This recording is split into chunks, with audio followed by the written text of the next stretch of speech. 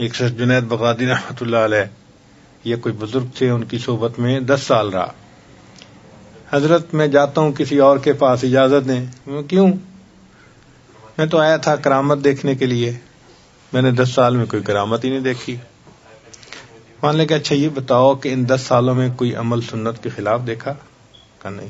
اس سے بڑی کرامت اور کیا ہو سکتی ہے کہ 10 سال میں کوئی کام سنت کے خلاف ہی نہ ہو.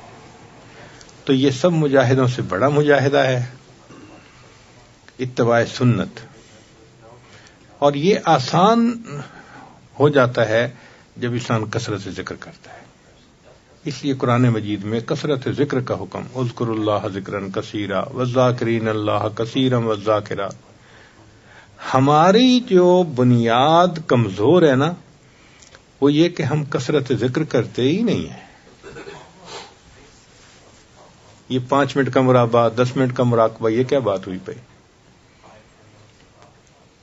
اگر دوسری کلاس کا طالب علم 10 منٹ روزانہ کتاب کھول کے پڑھے تو کیا سال کے آخر پہ پاس ہو جائے گا؟ تو اگر دوسری کلاس میں پاس نہیں ہو سکتا جو 10 منٹ روزانہ پڑھے، تو ولایت کے امتحان میں کیسے پاس ہوں گے بھائی؟ دوسری کلاس کے لیے تو اس کو 4 گھنٹے اور 6 گھنٹے اسکول میں لگانے پڑتے ہیں. تو حق تو یہ بنتا تھا کہ ہم بھی 4 گھنٹے